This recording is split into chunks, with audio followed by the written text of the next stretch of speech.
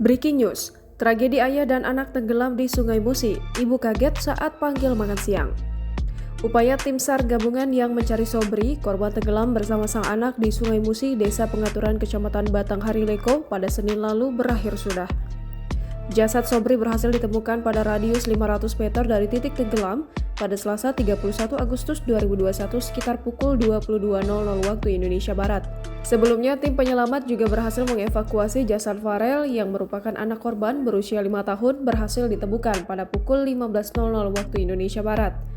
Kepala BPBD Muba Joni Martohodang melalui Komandan Lapangan TRC BPBD Muba, Arya Tabradi mengatakan, tim melakukan pencarian di titik korban tenggelam dan penyisiran sungai hingga radius 2 km.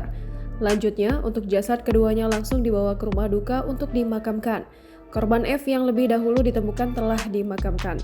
Berdasarkan informasi yang dihimpun, keduanya dikabarkan tenggelam. Ayah dan anak tersebut sedang memasang rawai atau perangkap ikan menggunakan perahu. Pada saat sang istri memanggil untuk makan siang sekitar pukul 13.00, dilihat ayah dan anak tersebut tidak ditemukan di atas perahu. Karena panik, sang istri melaporkan kejadian tersebut kepada keluarga dan masyarakat. Sobri, 50 tahun, dan F, 5 tahun, warga Desa Pengaturan Kecamatan Batanghari Leko, Kabupaten Musi Banyuasin, Sumatera Selatan.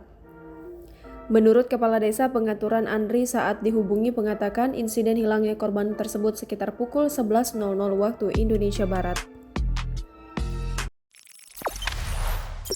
Jangan lupa subscribe, share, komen, dan like ya!